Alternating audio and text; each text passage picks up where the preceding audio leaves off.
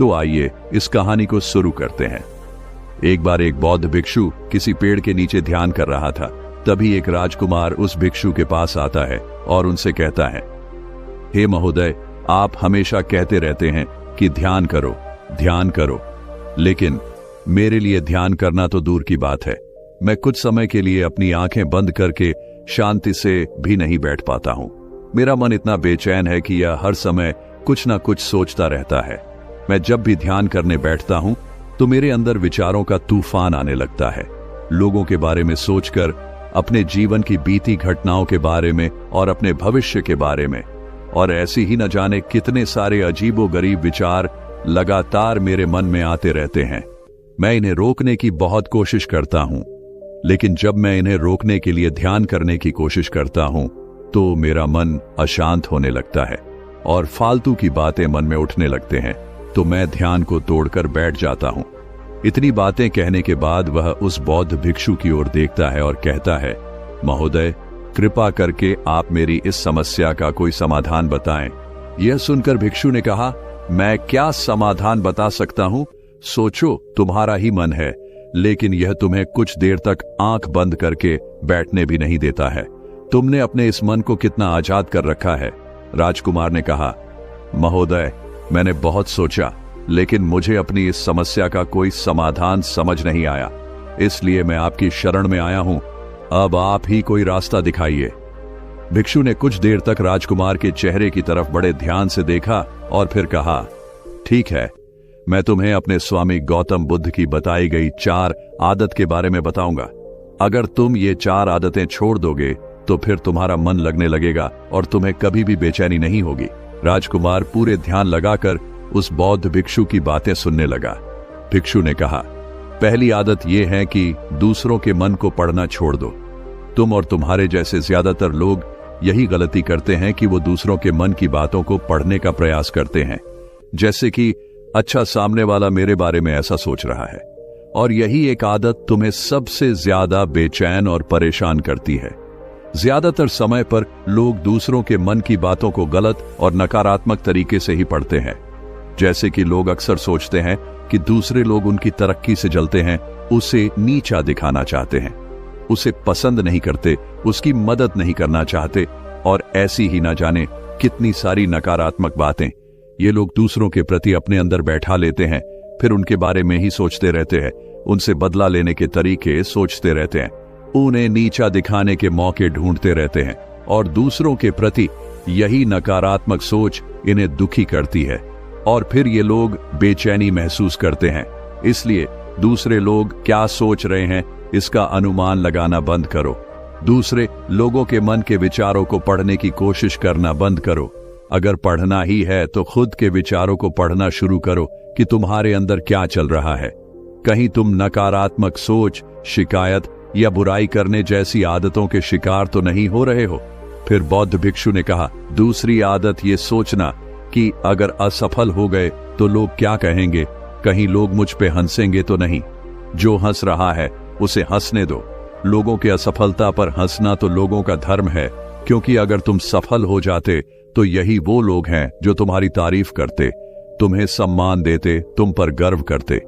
अगर तुम अपनी सफल होने पर दूसरों से तारीफ की उम्मीद करते हो तो अपनी असफलता पर उनके हंसने से तुम्हें दुखी नहीं होना चाहिए।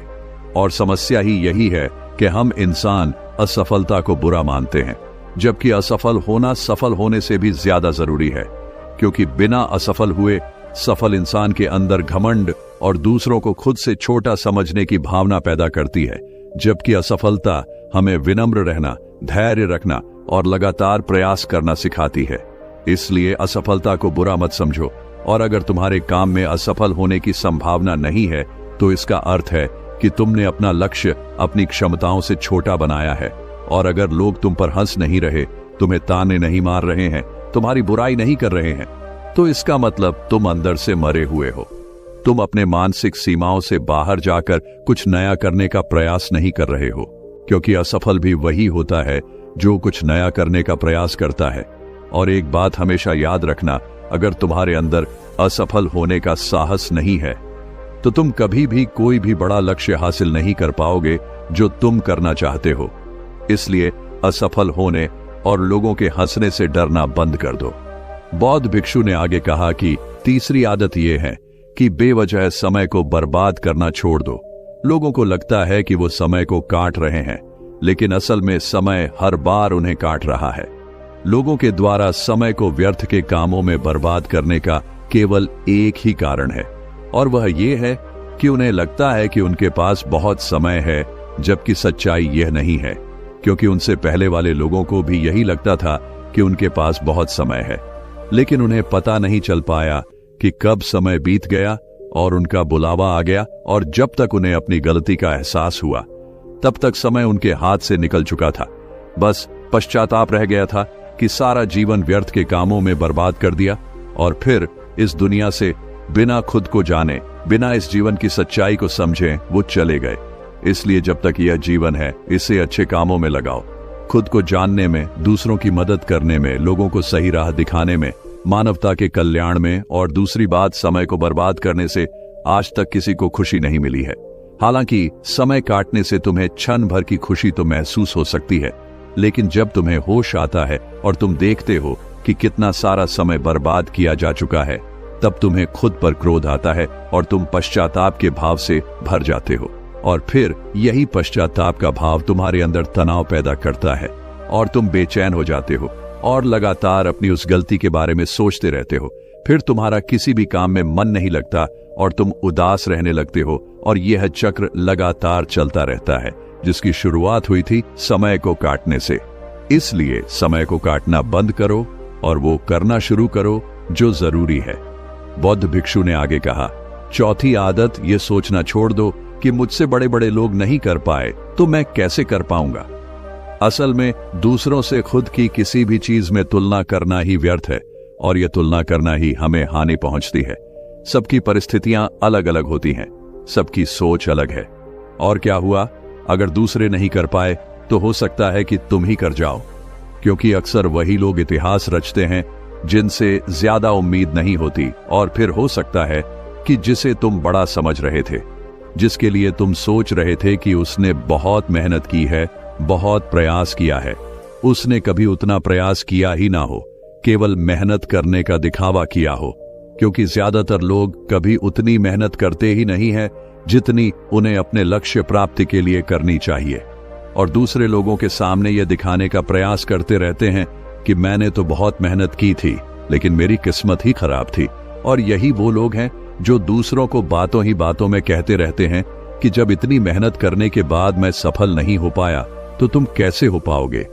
लेकिन अंदर ही अंदर यह इस बात को जानते हैं कि उन्होंने कभी उतनी कोशिश नहीं की थी जितनी उन्हें करनी चाहिए थी। ये बस दूसरों की नजरों में अपनी इज्जत बचाने के लिए, और इस डर से कि कहीं दूसरा व्यक्ति इनसे आगे ना निकल जाए, ये अपने अधूरे प्रयास से घबराते रहते हैं और दूसरों को डराते रहते हैं कि जब मैं नहीं कर पाया तो तुम कैसे कर पाओगे। इसलिए किसी दूसरे असफल व्यक्ति को देखकर यह सोचना छोड़ दो कि तुम भी कहीं असफल हो जाओगे। तुम बस अपना सर्वश्रेष्ठ प्रयास करो और बाकी सब समय पर छोड़ दो। भिक्षु ने आगे कहा, अगर तुमने ये 4 आदतें छोड़ दी तो तुम्हारा मन एकदम शांत हो जाएगा और फिर तुम जहां चाहो वहां अपना मन लगा सकते हो। इतना कहकर वह भिक्षु शांत हो गए, और राजकुमार को भी अब समझ आ चुका था कि उसे क्या करना है। उसने मन ही मन उन 4 आदतों को छोड़ने का निश्चय किया।